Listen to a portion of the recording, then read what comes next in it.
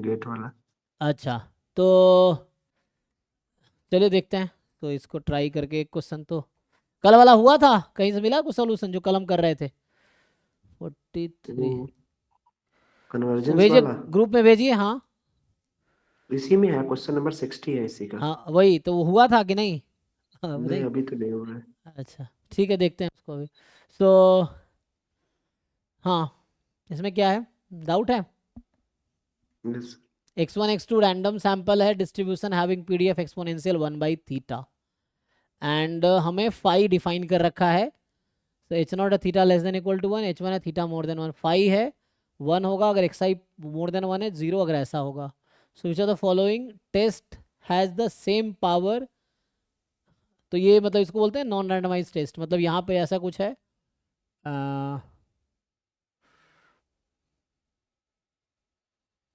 तो पूछना क्या चाह रहा है, which are the following test has same power as the phi. तो ठीक है ना।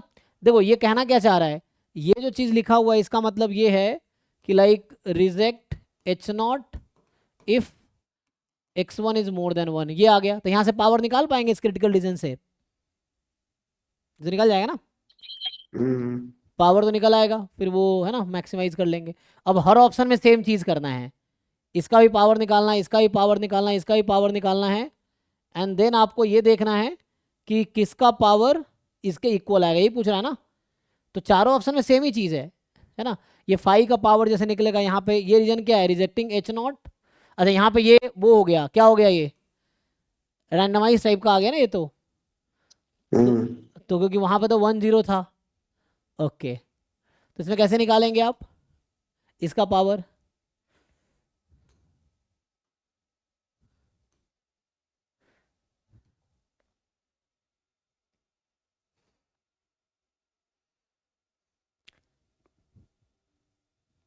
बताइए, रैंडमाइज टेस्ट में कैसे पावर निकालते हैं? ये निकालना पड़ता है एक्सपेक्टेशन ऑफ फाई जो है ना, ये होगा अंडर व्हेन एच पावर ना, तो व्हेन h1 इज ट्रू, ये निकालिए। हम्म। तो इसका, इसमें आपको एक्सपेक्टेशन निकालना होगा इसका।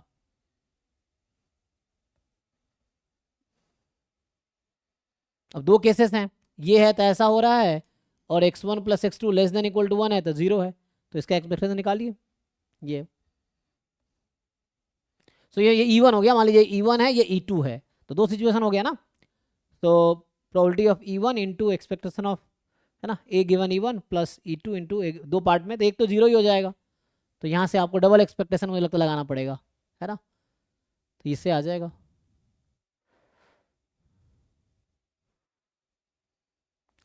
मतलब इससे क्या बनेगा, इसका निकाल के देखिए। क्या प्रोबेबिलिटी है x1 प्लस x2 मोर देन 1, यही ना। और वहाँ तो 1 था तो एक्सपेक्टेशन ऑफ 1 यही आ जाएगा। और इसका एक्सपेक्टेशन क्या आएगा, ये जो क्वांटिटी दे रखा है फाई का एक्सपेक्टेशन ना, तो this into this plus this into this. So ये निकाल के देखिए जरा क्या आता है।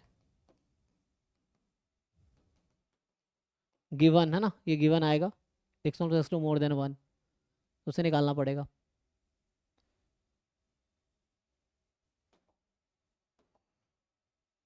यहाँ भी ऐसा ही है, जैसे यहाँ में अगर एक्सपेक्टेशन फाई का निकालते, जैसे आपसे पूछता मैं कि what is expectation of phi, तो क्या लिखते हैं आप?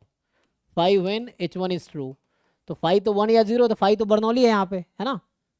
तो ये तो सिंपल हो हम्म। जाता, वो तो सिंपल 1, इसकी वैल्यू 1 है इंटू प्रोबेबिलिटी x1 मोर देन 1, ऐसा हो जाता है ना। हम्म। लेकिन वहाँ पे तो ये है, तो इस पे वो डबल एक्सपेक्टेशन लगाना पड़ेगा। तो यहाँ सेवन, इंटू इतना, probability x1 plus x2 greater than 1। हाँ, फिर उसका एक्सपेक्टेशन लगा के देखिए क्या आता है।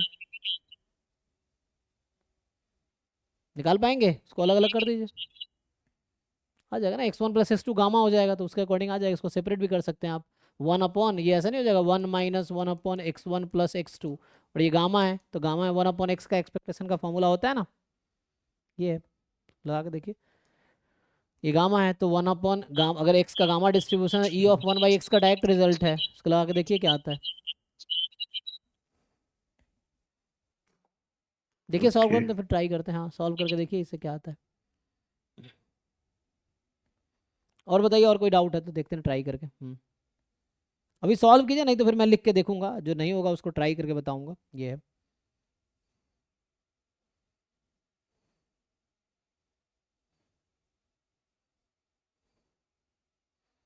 44।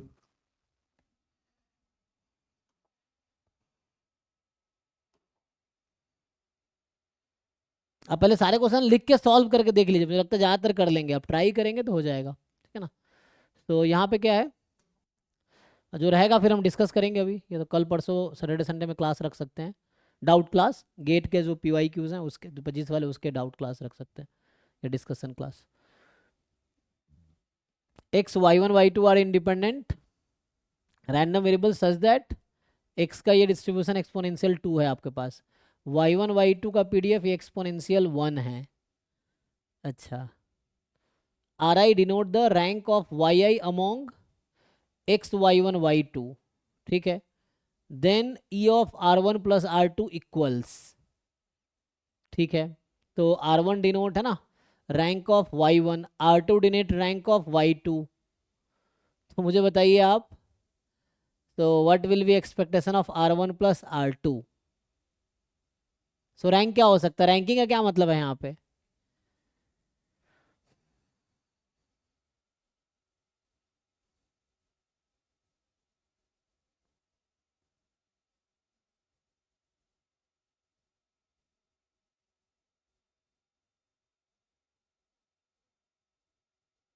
जैसे मैं भी बोलता हूँ कि r1 का मतलब है रैंक ऑफ y1, और रैंक ऑफ y1 क्या क्या आ सकता है इनमें से, आप बताइए क्या पॉसिबल रैंक है।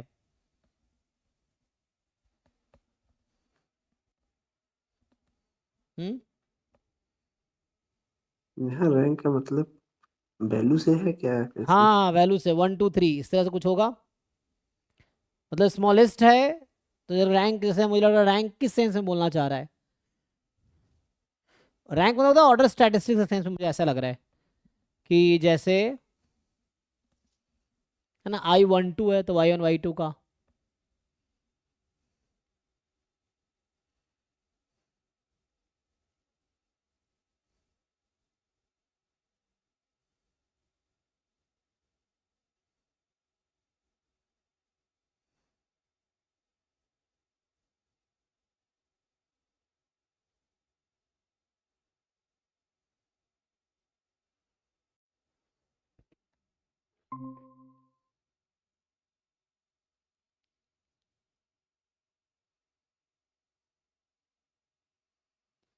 तो यहाँ पर रैंक जो ये तीन है ना, इसमें y1 का रैंक या तो 1 होगा या 2 होगा या 3 होगा, है ना, इस तरीके से। सिमिलरली R2 भी ऐसे ही है, रैंक ऑफ y2, तो ये भी या तो 1 होगा या 2 होगा या 3 होगा। तो हमें ये प्रॉबिलिटी निकालनी पड़ेगी यहाँ पे कि R1 इज इक्वल टू 1 क्या है ना, R1 इज इक्वल टू 2 की प्रॉबिलिटी क्या है, और R1 इज इक्वल टू 3 की प्रॉबिलिटी। ये पीएमएफ आ गया R1 का, है ना। सिमिलरली R2 का पीएमएफ आ जाएगा। तो अब ये पीएमएफ निकलेगा कैसे, यही ना। सो R2 बराबर 1 निकाल लेंगे आप, probability are of, one one two three केवल, हाँ R1 1 2 3 केवल क्यों होगा? इन तीनों में रैंकिंग कर रहे हैं ना, तो क्या रैंक होगा। अच्छा, इसको अरेंज कर रहे हैं, कितने तरीके से आप अरेंज कर सकते हैं तीन नंबर्स को। 3 फैक्टोरियल। हाँ 6 वे में अरेंज हो सकता है। तो रैंक 1 2 3 बताइए, तो इस तरह से होगा। तो यहाँ से अगर ये निकल आएगा तो एक्सपेक्टेशन ऑफ R2 निकल आएगा, वहां से एक्सपेक्टेशन ऑफ R1 निकल आएगा। अब क्वेश्चन है ये कैसे निकलेगा, है ना, यही देखना है।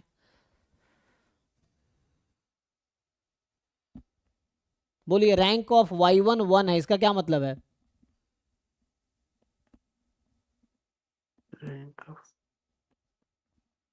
मतलब y1 is largest among this. तो मुझे ऐसा यस, समझ आ रहा है कि R1 का रैंक 1 है, इसका मतलब है कि y1 is more than maximum of x and y2, ये मतलब है कि y1 इन दोनों से ज़्यादा है। तो इसकी प्रोबेबिलिटी जो आएगी, इसकी प्रोबेबिलिटी आ जाएगी, ठीक है, ये है।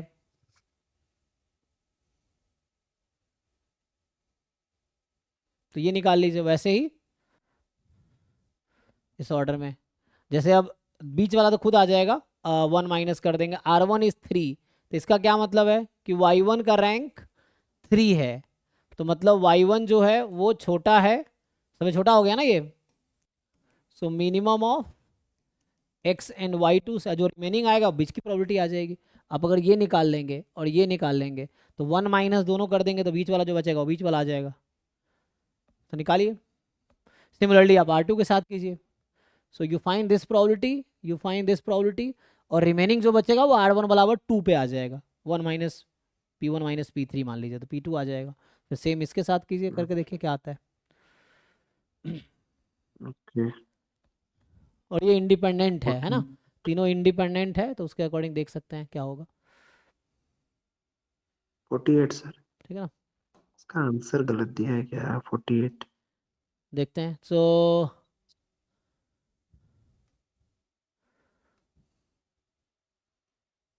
48। सो ये क्या कह रहा है कि O है सेट ऑफ P जो कि 3x3 रियल मैट्रिक्स है, satisfying P transpose P is I। अच्छा, and determinant of P is 1। इसका मतलब P ट्रांसपोज P I होने का मतलब है ऑर्थोगोनल है ना। तो ऑर्थोगोनल है 3x3 का, डिटर्मिनेंट 1 है। Which of the following option is are correct.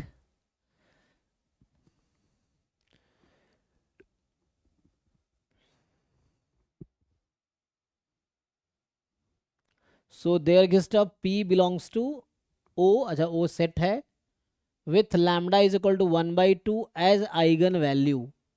But orthogonal matrix की आइगन वैल्यू क्या क्या होती है? -1। 1 माइनस 1 ही हो सकती है ना। तो ये तो नहीं होना चाहिए, ऐसा कोई नहीं होगा जिसका 1/2 आइगन वैल्यू आ फर्स्ट जाएगा। सेकंड तो नहीं होगा।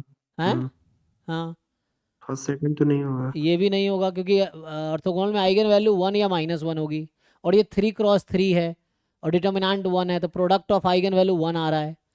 तो या तो, है ना, ऐसा हो सकता है 1 1 1 या -1 -1 1, इस टाइप की, -1 है ना, इस तरह कुछ पॉसिबिलिटीज हो सकती हैं। हाँ, ऐसे ही कुछ पॉसिबिलिटी होगी।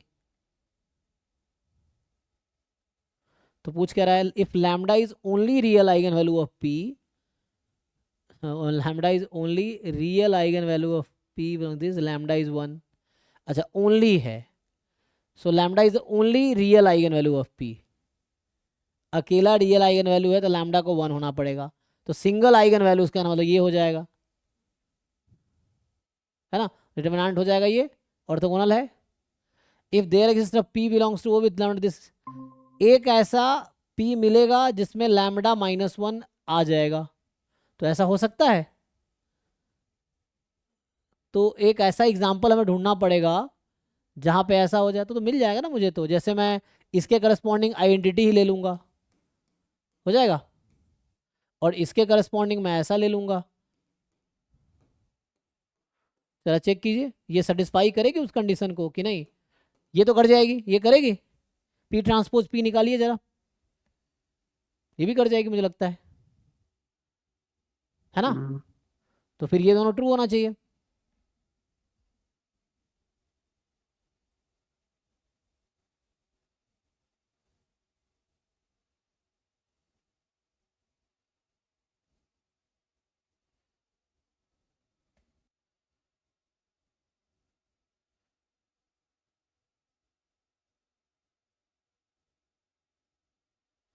ठीक है जी, नेक्स्ट बताइए।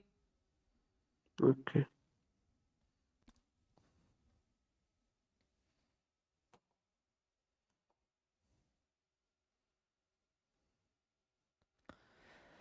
हो गया जी, ये स्टॉप करें और कुछ है?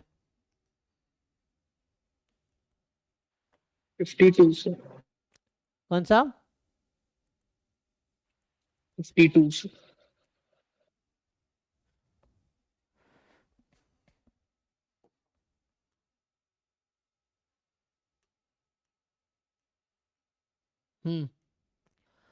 सो दे आर सेइंग कि